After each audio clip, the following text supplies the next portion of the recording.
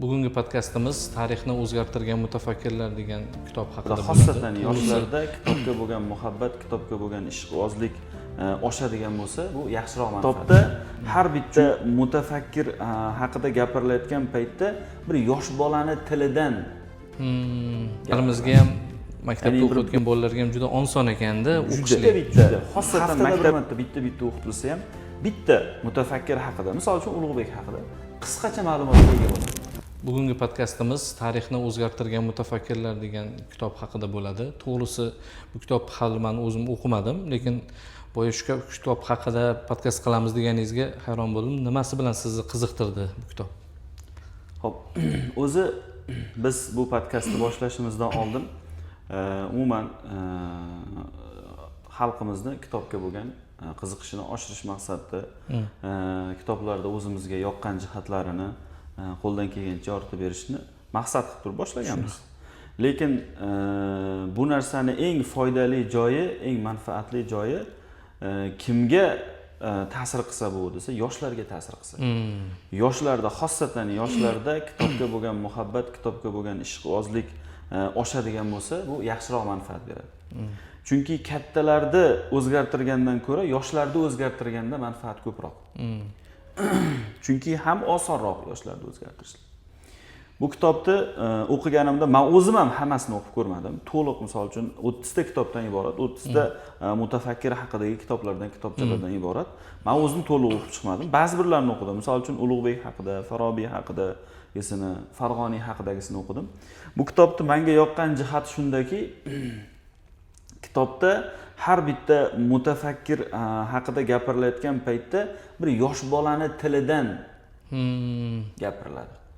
Ya'ni bir boshida shunaqa bo'ladiki, deyarli hammasining mazmunida bir yosh bola o'zini hayotini gapirishni boshlaydi. Meni ismim falonchi, meni ismim Aziz yoki mana bunaqa, maktabda mana bu sinfda o'qiyman deb turib boshlab turib o'zini hayotini gapiradi-da, keyin orada mutafakkirning hayotini yoritib berib ketadi. Demak, yoshlarimizga ham maktabda o'qiyotgan bolalarga ham juda oson ekanda o'qishlik. Juda. Xosatan maktabda yosh bolalar, 2-3 sinfda o'qiyotgan bolalarga o'qitadigan kitob ekan. Chunki hozir yoshlarimiz har xil insonlarga qiziqadi. Futbolchilarga yoki bo'lmasam qanaqadir kino aktyorlariga o'zlari uchun qahramon qilib olgan. Misol uchun blogerlar bo'lishi mumkin, qanaqadir vaynerlar bo'lishi mumkin. Mayli, yaxshi insonlar bo'lsa qiziqsin, lekin haqiqiy qiziqadigan insonlar olimlar bo'lishi kerak. Tarixda ilmi bilan o'zini qilgan bir manfaatli ishi bilan nom qoldirgan olimlar bo'lishi kerak.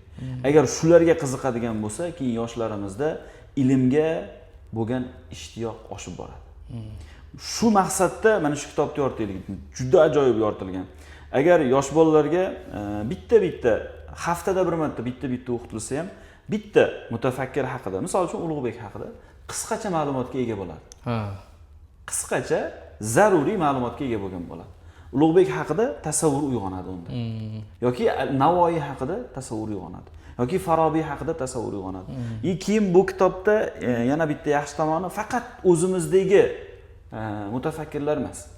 Balki chet mutafakkirlar ham bor. Umuman o'sha tarixda o'zini ilmi bilan nom qoldirgan shaxslar haqida. Nafaqat uzoq tarixda, balki yaqin tarixda nom qoldirgan insonlar haqida ham bor bu kitob.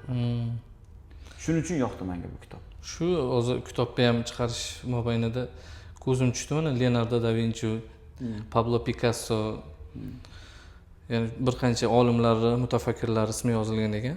Xuddi shunday. O'shalar haqida qisqa, zaruriy ma'lumot va kitobni shunaqa ajoyib yoritganki, o'sha mutafakkir haqidagi joyini o'qiganda haligi mutafakkirga nisbatan o'quvchida iliqlik paydo bo'ladi. Iliqlik paydo bo'ladi. Hozir bolalarimiz ayni damda shu 3 oylik kanikulda-da. Ayni. Juda manfaatli kitob bo'ladi. Tavsiya qilamiz ota-onalarga iloji bo'lsa tomini bitta sotib olib, bitta o'qitishligini. Agar imkoniyati bo'lmasa, hozir o'sha kitob do'konlarida bitta ham sotilyapti. Dona qilib bo'lsa ham olib o'qitishlarini tavsiya qilamiz. Juda ajoyib kitob. juda foydali bo'lardi. 3 oylik kanikulda mana 30 ta mutafakkir haqida ma'lumot hosil qilsa ham maktabga chiqqunga qadar zo'r bo'ladi. Zo'r bo'ladi. Keyin bu narsa mutafakkir haqidagi qiziqish nimaga olib boradi? Uni ilmga bo'lgan ishtiyoqqa yetaklaydi.